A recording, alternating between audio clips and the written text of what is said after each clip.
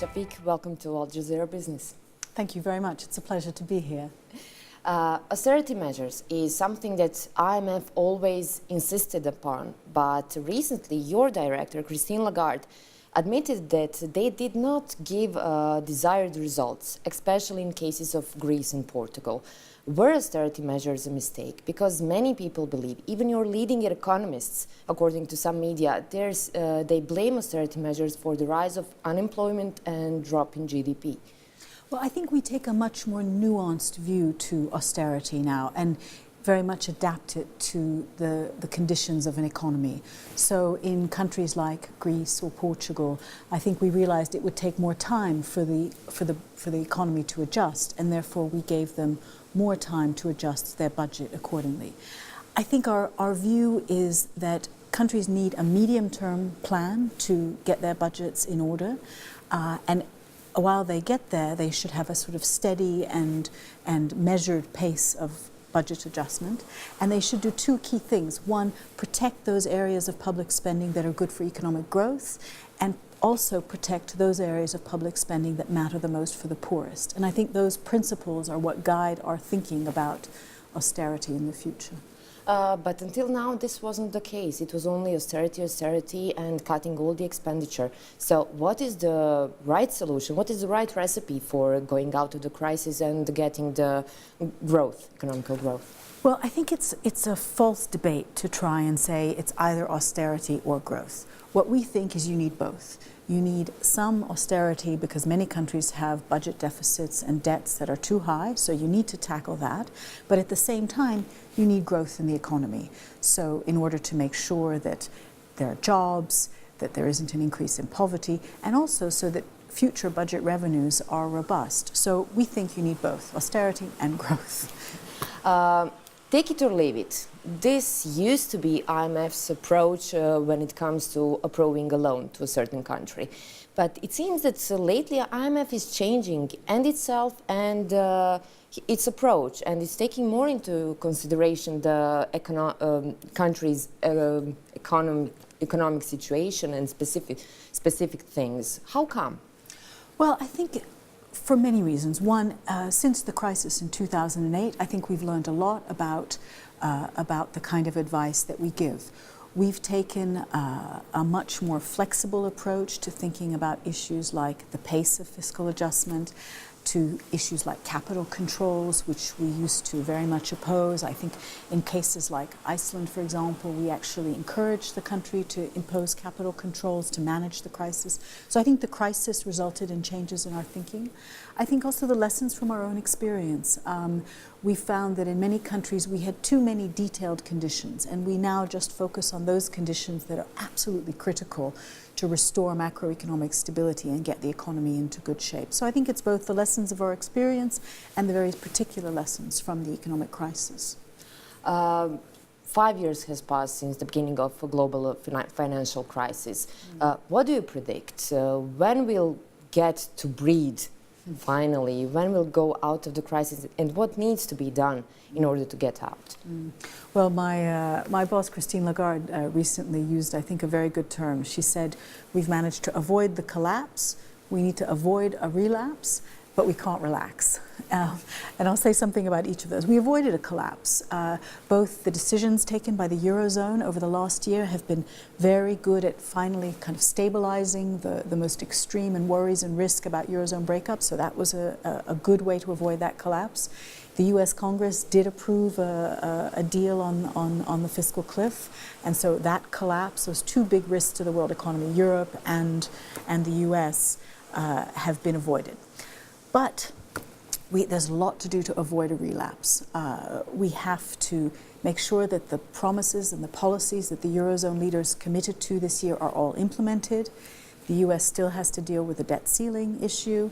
And then finally, we have to complete the process of reforming and regulating the financial sector and the banking system to make sure that the kind of mistakes that were made in the past are not repeated.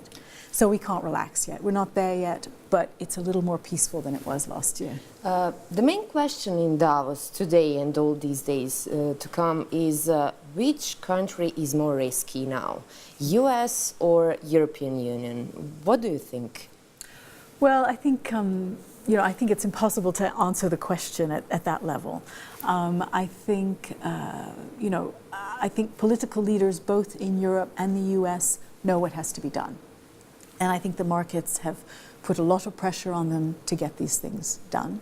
And I think the most extreme risks, particularly in Europe, are no longer there. I think the decision of the European Central Bank last summer to do whatever it takes to preserve the euro, I think the decisions on the recent Greece program have all contributed to massively reducing risks in the eurozone. And we've seen it when you look at what's happened to the risk that's associated with what we call CDS spreads, the spreads that countries are having to pay.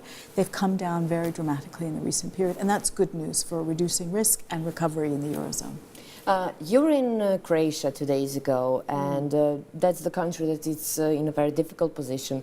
They're trying to raise their revenues and cut expenditure, but many people believe that this plan won't work and that eventually they will have to ask IMF for help. What do you think? Well, I think Croatia's at a very critical moment. It's on the cusp of joining the European Union this summer, which is a big achievement. But you're right to say that the budget has been difficult. 2012 was a good year for the budget. They did quite a lot to raise revenues. But 2013 was a less good outcome. And there were some very particular reasons for that. But it meant that the rating agencies gave a downgrade to Croatia and another one gave a negative outlook. So there is a big fiscal challenge in Croatia. The other big challenge is the issue around growth and where growth is going to come from. Croatia has had 5 years with no economic growth, and clearly that's had huge costs for the economy. So restoring growth and getting the fiscal under control are the two key issues. At the moment, the authorities have not made a request for the IMF program, and hopefully if they can tackle those two issues, they can do it without us. What about Serbia? When will you start the negotiations?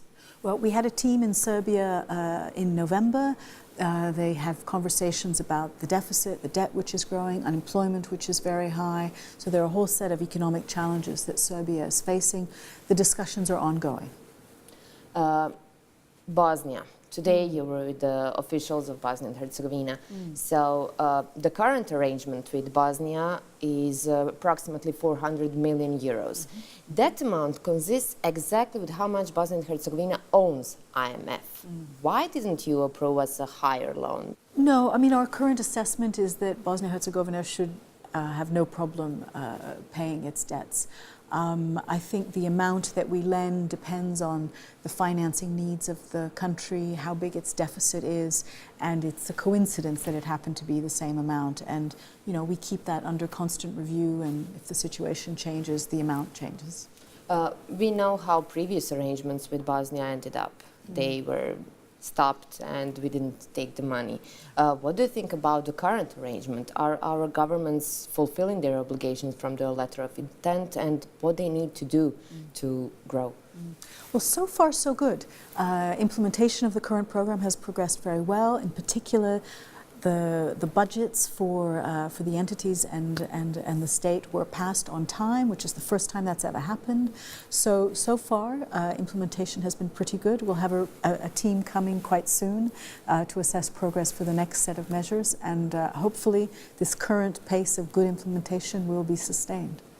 So what do you think about our region? Will we grow, and what we need to do in order to surpass all these economical crises? You know, it's been a tough few years for this region, and this region is so interconnected with Europe that the slow growth in Europe obviously has spillovers here. Our projections are that 2013 will be another year of flat growth in Europe, and there'll be a slight recovery of about 1% growth in 2014.